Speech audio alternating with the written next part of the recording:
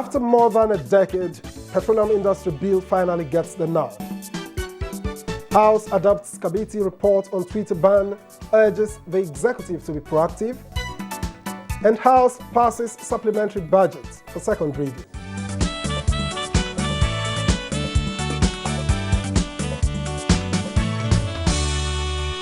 Hello, it's great to know you've been waiting to join us on You and Your Reps. My name is Victor, as well, welcome. Now, Senate has passed the Petroleum Industry Bill, which it says, when signed into law, will reflect the yearnings of stakeholders in the oil and gas sector and make the market more competitive in Nigeria. At the House of Representatives, though, the report on the PIB was considered and approved. National Assembly correspondent Lami Ali reports. Consideration of the report began with a closed-door session involving the Minister of State for Petroleum Resources and the Group Managing Director of the Nigerian National Petroleum Corporation. 2 hours after the executive session, senators began clause-by-clause consideration of the bill presented by the Senate Joint Committee on Petroleum Downstream, Upstream and Gas. Bill 1 passed into law will strengthen the accountability, transparency of the NNPC Limited as a full-fledged Karma company under statutory regulations, oversight with better returns to its shareholders, the Nigerian people. This gas flaring is making people sick. It is damaging the environment. The remediation we seek is not construction of pipelines. They are optimistic that the bill, which is made up of 5 chapters which include governance and institutions, administration, host communities development, fiscal framework and miscellaneous provisions, will bring about the long-awaited change in the oil and gas sector.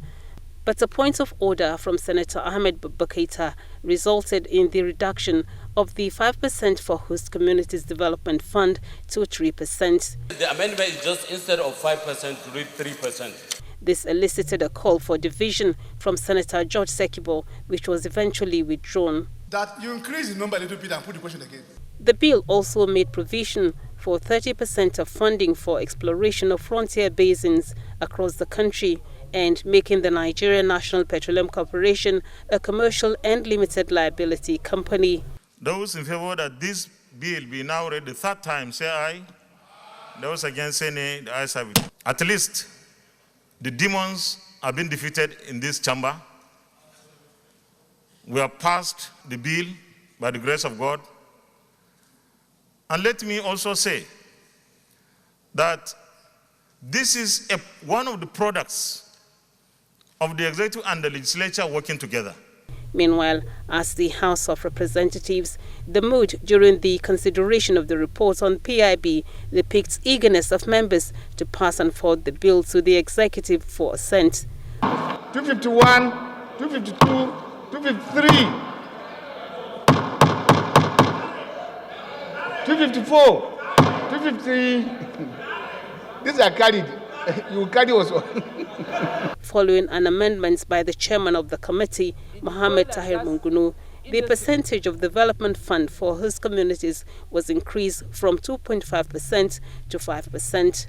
The speaker described the consideration and approval of the PIB as landmark achievements. A 318th section law. It was no mean feat at all. And history, this House, this 9th Assembly, will be recorded on the right side of history. This bill has suffered a protracted and checkered history of postponements in the National Assembly. Against this backdrop, Mr. Chairman, honorable members, we are on the verge of making history today. You are going to see liberalization of that industry. And when there's liberalization, people know that regulation is going to go off. And with that, you are going to see a lot of people coming in because they can now actually produce and sell at market price or sell at their own prices to be able to recover their investment. That's number one. Then number two, if you have traveled around in the Niger Delta, you will see a lot of pollution, a lot of contamination, a lot of issues with the host communities. These people have the natural resources, but they are the most neglected communities that we have in this country. And meanwhile, it's like the goose that lays the golden egg is being left to starve to death. So with this PIB bill now, the host communities are going to be taken care of. They will have a fund that will be committed to their development totally and completely. Anywhere you harness either gas or crude oil, there's going to be a percentage of the operating cost of the oil companies that will now remit to them for their own development. And then also the PIB, we're also expecting that we still have a lot of reserves in this country that have not been discovered. So we have the frontier exploration. There's also another fund that will be set out through that process for exploration in new locations that we know that we can get oil or get gas across the country, not just in the south or southeast, but also in the north. So this PIB bill is key. It will be the engine that will unlock the system in the petroleum industry, and you will see a lot of boost so that we can do the most we can do before oil becomes extinct.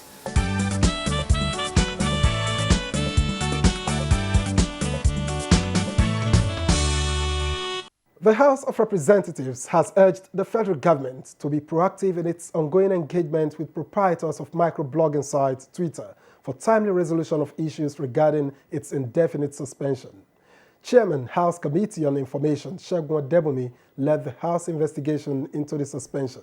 The 6-point recommendation submitted and adopted by the House stressed that relevant agencies should wake up to their responsibilities.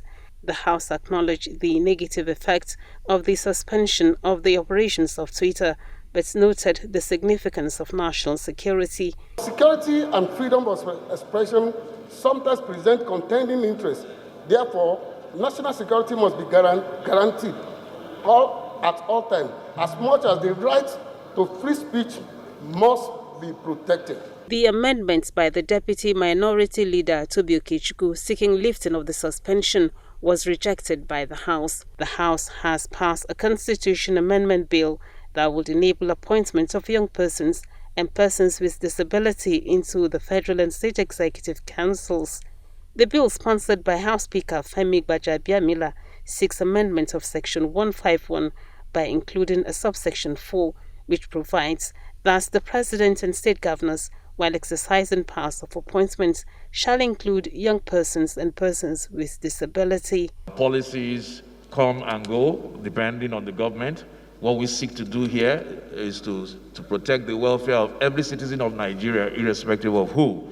Also passed at second reading is the bill sponsored by Representative Doze Nwanko, seeking the establishment of Federal College of Education, Enugu-Ukwu.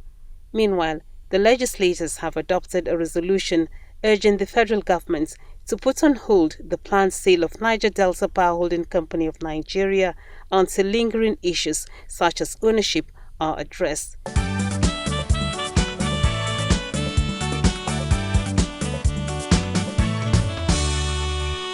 And in keeping with its commitment to ensuring accelerated passage of the 2021 supplementary budget, the House of Representatives has passed it for second reading. Now, this is coming barely 24 hours after the presidential request was read at House plenary.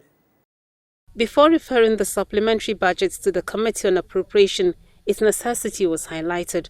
Nothing will be too much to spend on the health and the well-being of our people. Mr. Speaker, security is also one area that we are being concerned with. Any opposition to the supplementary bill? Anybody wants to speak against it? We'll put the question. Those in support, please say aye. Those against, please say nay. Ayes have it. Other bills passed at second reading include the bill seeking more power and responsibilities to local government councils, sponsored by Anthony Afe. They should create local government, not depending on the federal allocation. There's no need wasting their energy in creating more local government area. The Chairman, House Special Ad Hoc Committee on Petroleum Industry Bill, Mohammed Tahir Mungunu, also laid the committee's report as plenary for consideration. A joint motion seeking reopening of land borders was opposed by House members. As part of the closure, these petroleum products are still crossing to other countries. If you just take the proliferation of arms in the country. And this is happening not through any other place, but through our borders. When people have argued for me that it has not worked, my question has always been, what if it had not been closed? So the question, it boils down really to me, security versus free trade or economy. We have to choose one. The House also passed a resolution to investigate non-payments of allowances to personnel of the Nigerian Army as raised by Abubakar Nalaraba. Despite the increment in budgetary provision for non-regular allowances from 283 billion in 2020 to about 380 billion in 2021, the welfare of Army personnel have not felt the corresponding effect. The lawmakers urge authorities to provide electricity to resuscitate economic activities in parts of Osun State as moved by Taiwo Luga. Provision of 133 kV electricity substation in Ayedade Irewole Ishokan Federal Constituency will improve the economic activity and security in Irewole Ayedade Ishokan Federal Constituency area of Osun State. Other features at plenary was the consideration and approval of the budget of the Federal Capital Territory.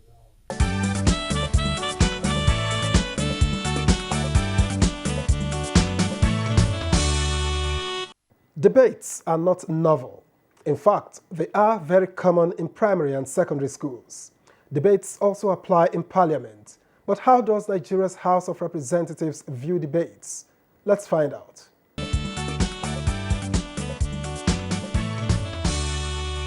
Debates are meant to canvass positions, to convince other members of Parliament to vote along with your idea. It depends. If you are able to convince members as to the potency of your position, then when the question is put, members will vote along with their position. If they are not convinced, then they will vote against your position, in which case, if it's a motion, that motion is killed. If it's a bill, the bill is killed.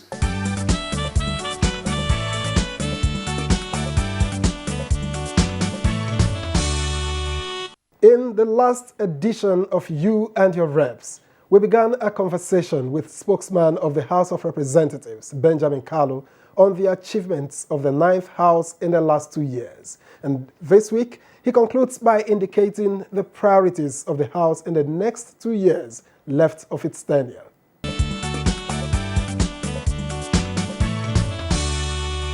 Beyond the usual lawmaking and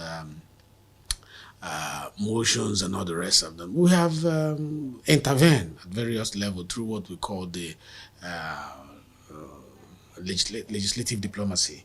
We've used that, to visit people in Ghana internationally, to engage. I was on part of that trip with the Speaker.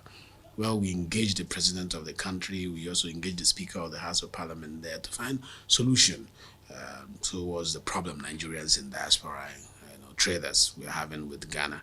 And we're able to draw some document that, if respected by the two countries, will help to stop the problem. Nigerians should know that collaboration is different from cooperation. That you collaborate on certain national objectives that will help to build a nation does not mean you are cooperating. Cooperating is total. It's complete compliance, agreement and everything that the other partner brings on board. As you know, we are partners in this nation building. No arm should be isolated from the other towards nation building. And though we are three arms of government, we are one government.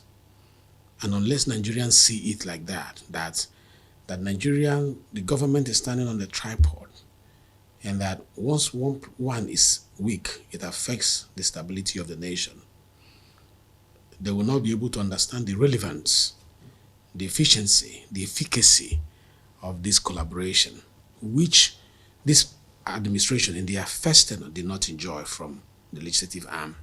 And who was the one who who took the blow, the brunt, it was Nigerians. For example, when budget was delayed for 6 months, economic activities could not be predicted. Economic activities went down. It was not for the good of our country.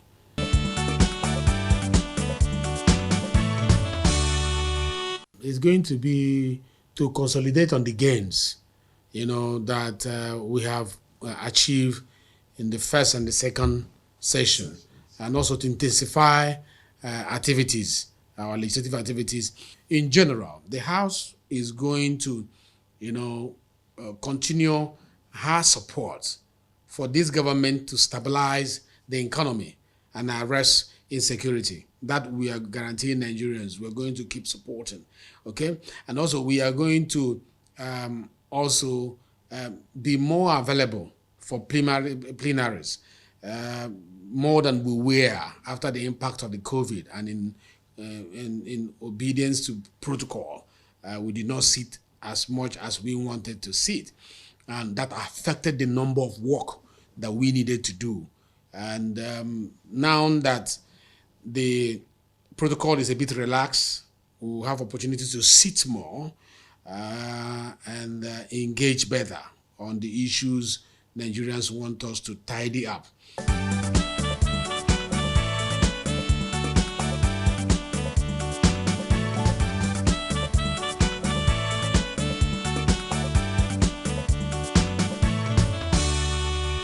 It is now 2 years since the 9th House of Representatives was inaugurated. How has it fared? We took this question to ordinary Nigerians, and here's what we brought back. There seems to be some synergy, and I think it is better for the economy. I think they need to be more matured than they are. They are there to pass laws. Let them evaluate themselves. How many laws have they passed in the course of time that they are there? They know the problems. They were voted for that. And if they see that they have done satisfactorily, I'm not in a position to mark them, but they should use their conscience to judge, assess themselves. Self-evaluation matters. In health sector, they should improve all those things so that a common man in the street, in a society, will be able to benefit. Every time they like to set up an investigative committee.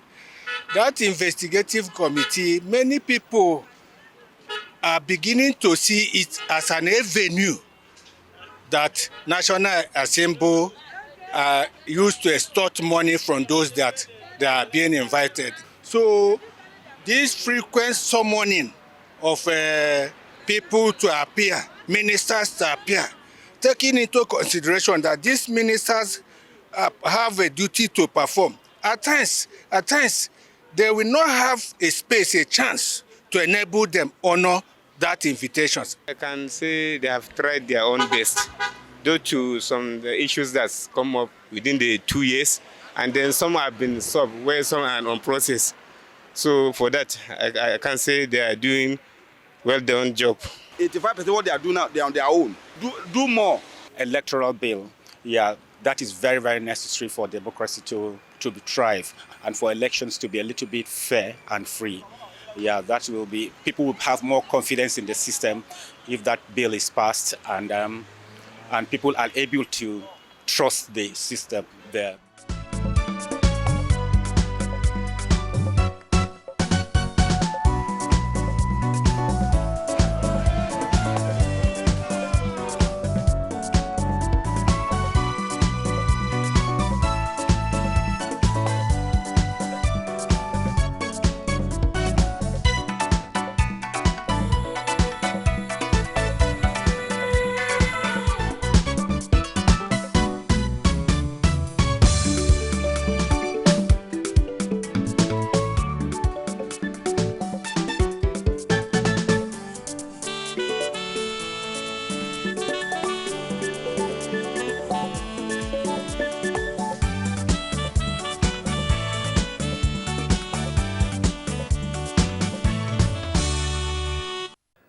This week on You and Your Reps, the committee segment examines the recent zonal public hearings on a review of the 1999 Constitution as amended And this time, we engaged the majority leader, House of Representatives, Alhassan Doguwa, who chaired the Kano zone of the public hearings in the Northwest. He shares his experience from that engagement and what lies ahead.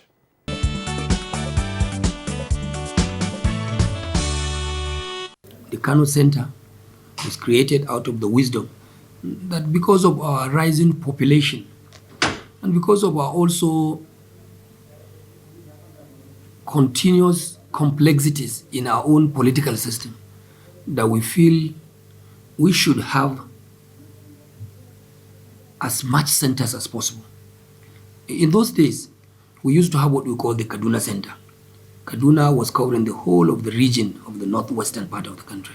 This time around, we decided to create another center in Kebbi, another center in Kano, and another one also, I think, in Kaduna. Reason being that we should give maximum opportunity to the people to participate in this very critical process. The one we had in Kano, which you rightly asked about, was chaired by my humble self and a few other members from various parts of the country who are mainly members of the mother committee here, the Constitutional Review Committee, which is being ably led by the Deputy Speaker of the House of Representatives, Right Honorable Ahmed Idris Wase. And as usual, the wisdom behind it was to create an opportunity where members will share and tap from the experiences and ideas of members of the society, out of the belief and the fact that, yes, we are all human. The fact that I was elected 5, 6, 7 times to the House of Representatives to represent my people does not make me the best kind of brain from even my people, even among my people. The fact that the Speaker, for instance, of the House of Representatives has been elected severally to represent the people of Surulere Federal Constituency in Lagos State, I want to believe does not make the Speaker the best brain in his own federal constituency. So the wisdom behind it is for us to create an opportunity where we share our constitutional mandate with the people who ab initio elected us. Let us look at the document, this supreme document that we call the Constitution of the Federal Republic, alongside with the people. Look at things where we are supposed to make amends, where we need to make some changes. Let's make some changes. The reason, the major purpose of coming for a constitutional review is the fact that, oh yes, it is now believed that this is an imperfect document.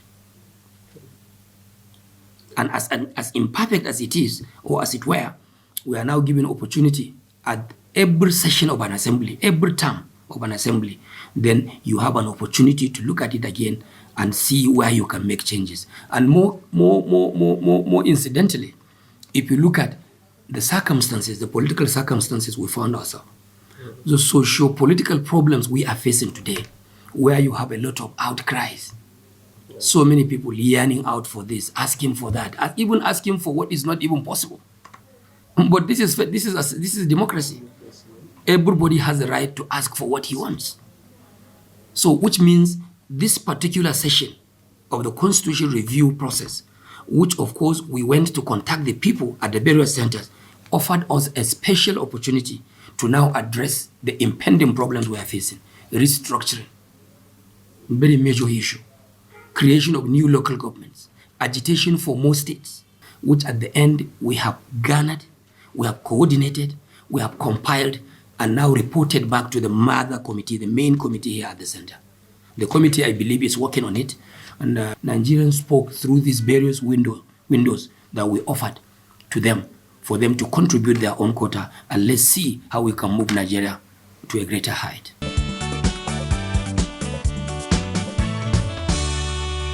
There was one matter that I had taken for granted, having come from that area, because by tradition and our culture, nobody gives so much credence, nobody gives so much listening ear to the issue of affirmative action.